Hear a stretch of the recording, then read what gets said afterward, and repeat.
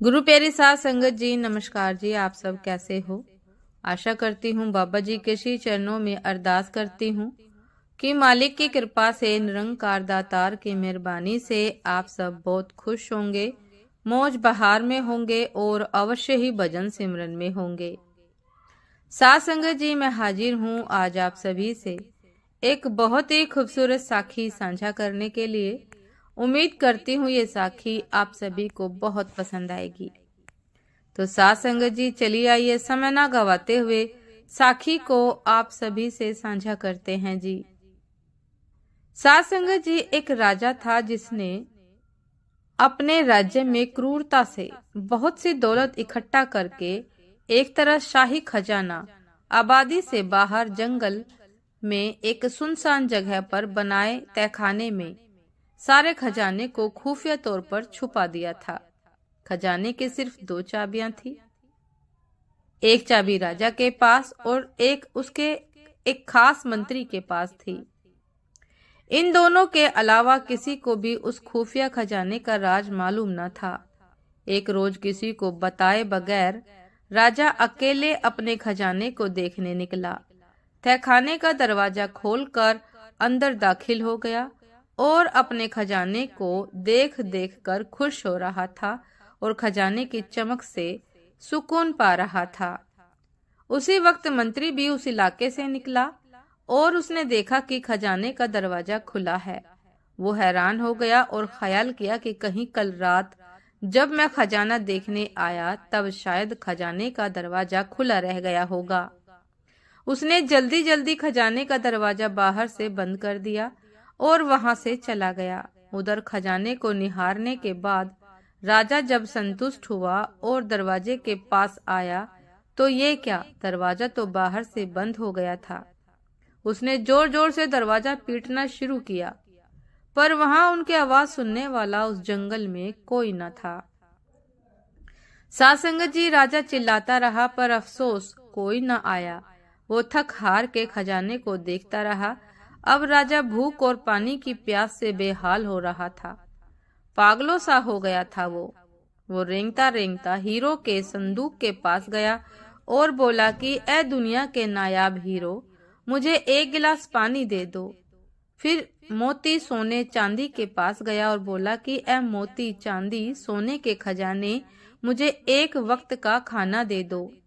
राजा को ऐसा लगा कि हीरे मोती उसे बोल रहे हों कि तेरे सारी जिंदगी की कमाई तुझे 1 गिलास पानी और 1 समय का खाना नहीं दे सकती। राजा भूख से बेहोश होकर गिर गया।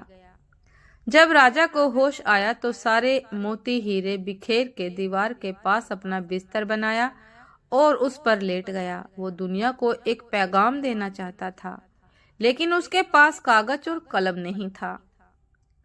साध संगत जी, राजा ने पत्थर से अपनी उंगली फोड़ी और बहते हुए खून से दीवार पर कुछ लिख दिया।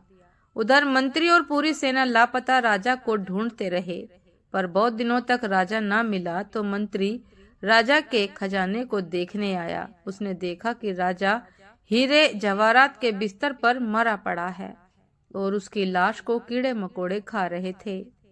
राजा ने दीवार पर खून से लिखा था, ये सारी दौलत 1 घूंट पानी और 1 निवाला न दे सकी। साध संगत जी, यही अंतिम सच है।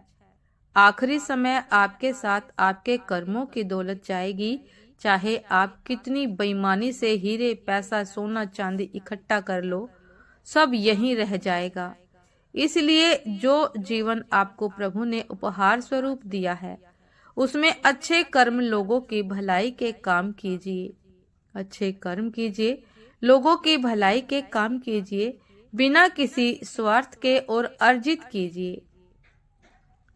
अच्छे कर्मों की अनमोल दौलत को अर्जित कीजिए जो आपके सदैव काम आएगी।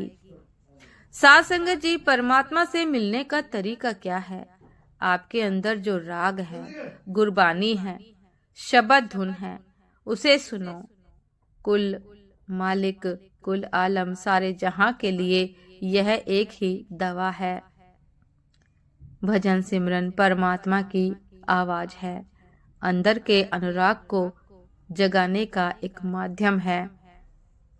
साथ संगत जी, भीतर शब्द धुन यदि जागृत हो जाए तो रास्ता आसान हो जाता है मालिक से मिलन का। साथ संगत जी, ये थी आज की एक बहुत ही खूबसूरत साखी कि कर्मों से कोई नहीं बच सकता, कर्मों की दौलत ही हमारे साथ जाती है।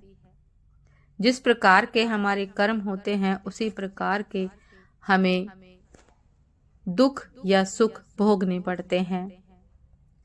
उम्मीद करती हूँ साथ संगत जी की साखी आप सभी को बहुत पसंद आई होगी। यदि पसंद आई हो साथ संगत जी तो लाइक कमेंट शेयर करना ना भूलिएगा। चैनल पर जो भी नए हैं कृपा करके सब्सक्राइब कर लीजिएगा ताकि चैनल पर मिलने वाली सभी शब्द साखियों की अपडेट आप सभी को समय पर मिलती रहे। साथ संगत जी, आप हमें इंस्टाग्राम पर भी फॉलो कर सकते हैं। इंस्टाग्राम का लिंक डिस्क्रिप्शन बॉक्स में दिया गया है। तो दासी को भी आज्ञा दीजिए, आपसे फिर मुलाकात होती है एक नए शब्द साखी के साथ, एक नए विचार के साथ। तब तक के लिए नमस्कार जी। सदा खुश रहिए, मुस्कुराते रहिए, भजन सिमरन अवश्य करते रहिए। नमस्कार जी।